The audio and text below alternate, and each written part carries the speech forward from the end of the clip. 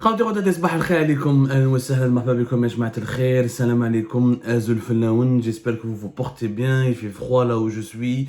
Franchement, il y a un hiver qui est un peu dur, qui commence très durement et rudement ici en France. Oh là là là là, je pense, j'ai parlé avec certains nombres de nos compatriotes qui m'affirment aussi que les températures commencent à baisser chez nous en Algérie, mais la pluie, il y a toujours un manque terrible de pluie, il y a toujours une sécheresse assez pandémique qui risque malheureusement de nous causer beaucoup de problèmes.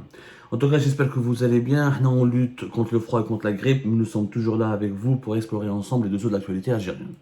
Et aujourd'hui, je vais vous parler d'un dossier qui, moi, particulièrement, m'énerve à un point inimaginable. Parce que c'est illogique. Ce dossier résume l'ensemble des pratiques illogiques, irrationnelles, totalement absurdes et insensées de l'État algérien. On va parler aujourd'hui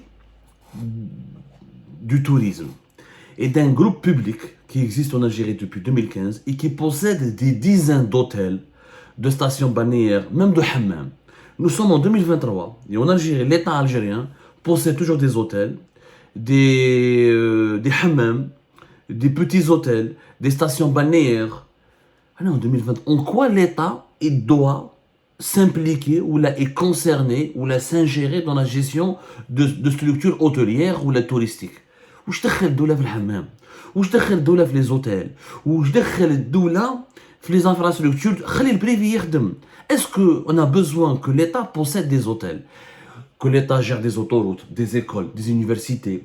Déjà, l'État a beaucoup de missions à accomplir et des missions régaliennes, stratégiques: protéger la sécurité nationale, protéger les intérêts, l'ordre public, garantir la justice sociale et la justice de cour, l'ordre constitutionnel. Il a énormément la santé publique, l'éducation publique.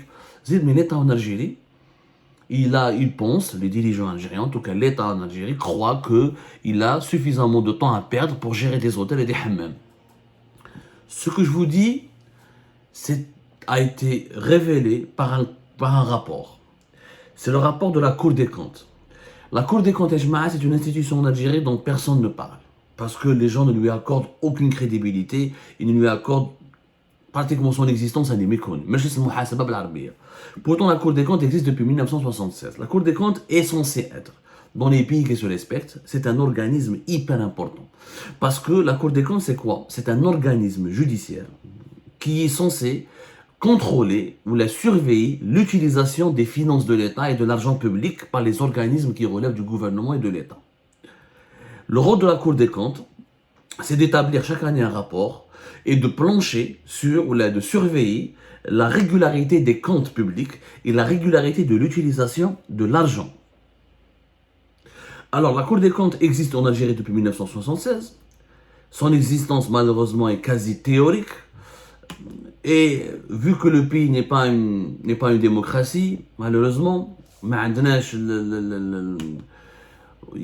n'y a pas d'indépendance des pouvoirs. Le pouvoir judiciaire et le pouvoir exécutif et le pouvoir législatif, il n'y a absolument aucune séparation. Pourtant, les textes théoriques, ils disent que la Cour des comptes est censée être indépendante, elle est censée être objective, elle est censée être impartiale, ses compétences professionnelles, elle doit faire son travail, elle doit enquêter sur tous les comptes. Malheureusement, jamais nous avons vu la Cour des comptes en Algérie pas s'intéresser au ministère de la Défense nationale. Très rarement, elle s'est intéressée à la présidence de la République ou au premier ministère. Donc, la Cour des comptes, malheureusement,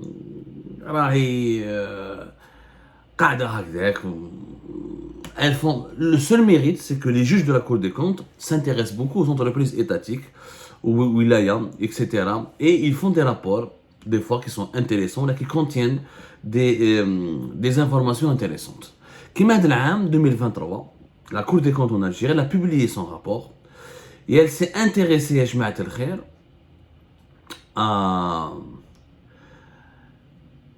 au tourisme, ou là au secteur du tourisme, et un groupe étatique. Un groupe étatique, c'est-à-dire, il y a un groupe étatique en Algérie qui s'appelle HTT. Le groupe HTT, c'est un groupe d'État, c'est un groupe 100% public qui a été, on va dire, transformé et renforcé à partir de 2015. Et le groupe étatique, il regroupe l'ensemble de tout ce que possède l'État comme hôtel, comme station thermale, comme hammam, je vous dis, comme station balnéaire. Alors le groupe HTT Jma'a a 17 filiales. 17 filiales. Il possède aussi, il gère 15 entreprises de gestion touristique, 2 chaînes hôtelières, 72 unités, c'est-à-dire 72 hôtels ou la station balnéaire ou la station thermale. 12 hôtels urbains, 4 stations climatiques, 11 stations thermales et de thalassothérapie, 15 stations balnéaires, 2 centres touristiques, 19 hôtels sahariens, 8 hôtels d'affaires et un centre commercial et parking. Tout ça est possédé par un groupe étatique qui est un groupe public qui a été transformé, recréé. Avant, il s'appelait le SGP, la Société de gestion de participation Gestour, et ça a été transformé en le groupe HTT, c'est le groupe public tourisme et thermal. Groupe public, HTT pourquoi? Parce que c'est hôtellerie, tourisme et thermalisme. Donc c'est HTT. Auparavant, comme c'était la SGP Gestour. Alors, c'est très théorique pour le moment. Qu'est-ce que c'est le groupe? On va comme un exemple de ses filiales, de ce qu'il possède. L'Oracé, c'est le groupe HTT. L'Oracé, c'est le groupe HTT. L'hôtel Rim, في بني عباس في بشار, c'est le groupe HTT. Le Boustan, في المنيعة, c'est le groupe HTT. Par exemple, l'hôtel Jazair Saint-Georges, c'est c'est le groupe HTT. Le Caïd, في Boussaada, c'est le groupe HTT. L'hôtel Gourara في Timimoun, c'est le groupe HTT. Renaissance في Tlemcen, c'est le groupe HTT. Les Zénith في Tlemcen, c'est le groupe HTT. Par exemple, Fitipaza, les célèbres centres de vacances, Matares, le 7, c'est le groupe HTT. La Corne d'Or, la célèbre Corne d'Or Fitipaza, c'est le groupe HTT. Fizerada, les Sables d'Or, c'est Mazafran, c'est le groupe HTT. C'est des Fridge. Le Manar, par exemple, tous les hôtels, le port de Sidi Fridge, c'est le groupe HTT. Le Manar, le Marsa, Azur Plage, Riyad, tout le centre touristique de Sidi Fridge est possédé par le groupe HTT. Mais partout, nous fait Biskra, fait Gerdaya, fait le Sofitel, fait le groupe HTT. Le Mercure, fait le groupe HTT. Albert Ier, le célèbre hôtel Albert Ier fait Alger, le groupe HTT.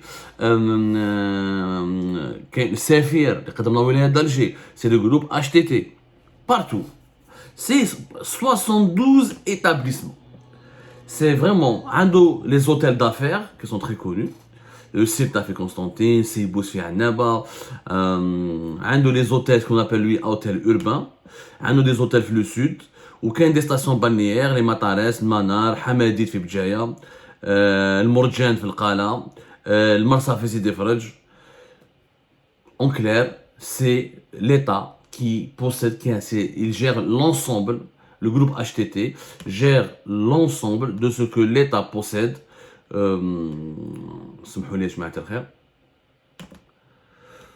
Il gère l'ensemble du patrimoine étatique dans le domaine du tourisme. Alors, c'est une anomalie à travers le monde. Déjà, à ce stade-là, c'est une anomalie. Il n'est pas normal qu'un État possède autant d'hôtels, 72 unités, c'est énorme, autant d'hôtels, autant de stations balnéaires, autant de centres touristiques. C'est pas son rôle. L'État, encore une fois, son rôle est la justice, l'éducation, la sécurité, la santé. Le reste, il y a le privé, il y a l'économie de marché. C'est comme ça que ça se passe dans le monde moderne d'aujourd'hui. Mais en Algérie, non. La conséquence de cette gestion, la conséquence de cette étatisation du tourisme, ou la conséquence de cette gestion publique et étatique du secteur du tourisme, elle est catastrophique. La Cour des comptes en Algérie, elle a fait une enquête sur l'argent qui a été utilisé dans un programme pour rénover, entretenir les hôtels. Parce que les hôtels, les stations thermales, les hammams, tout ça que possède l'État, il faut les entretenir, il faut les gérer, il faut des fois les rénover, il faut les nettoyer, il faut aussi les commercialiser ces prestations. En 2012,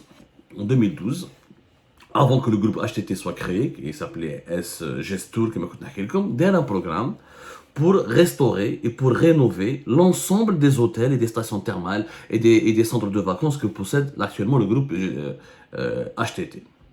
هذا البروغرام يا جماعه يعيطوا له le programme de réhabilitation et de modernisation, le PRM. L'État algérien à l'époque en 2012 a voulu relancer le tourisme. Voilà, il faut absolument qu'on relance le tourisme en Algérie. On a des beautés, on a des beaux paysages, on a des sites très très beaux, on a des belles plages, on a une population chaleureuse, on a des sites historiques. Le tourisme peut faire gagner beaucoup de devises au pays, ce qui est excellent, ce qui est vrai. Et le tourisme peut être un des secteurs qui crée le plus d'emplois en Algérie. Sauf que le tourisme, dans le reste du monde, dans la majorité des pays écrasants, dans tous les pays touristiques du monde, ce n'est pas l'État qui gère les établissements touristiques. L'État n'est que régulateur. L'État veille que sur la loi, l'application de la loi, sur la sécurité. En Algérie, l'État ne se mêle pas. Les Maldives, ou la Thaïlande, ou même le Maroc, ou l'Égypte, ou dans tous les plus grands, l'Espagne, la France, toutes les grandes puissances touristiques du monde, il n'y a pas des États qui possèdent autant d'hôtels et de hammams, et de stations balnéaires ou de stations thermales. Mais l'État algérien avait cette ambition. Pour cela, dans un programme. Le programme, il fallait donc moderniser sur les 72 établissements possédés par le groupe HTT, 61 étaient censés être rénovés, restaurés, et deux nouveaux établissements touristiques devaient être réalisés. Le programme Hadejma, 11 ans, depuis 2012, on a fait 2023, 11 ans après, 43% de ce programme a été réalisé. Et pourtant, le budget initial, c'était 74 milliards de dinars. Ce programme, a fini par bouffer plus de 126 milliards de dinars. 126 milliards de dinars, 126 milliards de dinars, c'est plus de 900 millions de dollars. Plus exactement, plus de 940 millions de dollars. Il y en a presque 1 milliard de dollars. C'est quand même énorme. Alors qu'au début, ce programme devait uniquement dépenser l'équivalent de 570 millions de dollars. Il y a l'équivalent de 550, 560 millions de dollars. On est passé à presque 1 milliard de dollars, 940, 950 millions de dollars, qui ont été dépensés par le groupe HTT et qui, malgré toutes ces dépenses immenses, le programme de rénovation de ces hôtels et de ces unités ou de ces stations thermales ou les stations balnéaires n'a pas dépassé les 43%. Presque 1 milliard de dollars ont été donc gaspillés. Pour moi, c'est plus que du gaspillage, dilapidés dans un programme qui n'a aucun sens. Parce que les hôtels, il fallait les privatiser. Il fallait les donner au privé, il fallait louer, il fallait ramener des investisseurs étrangers. Pourquoi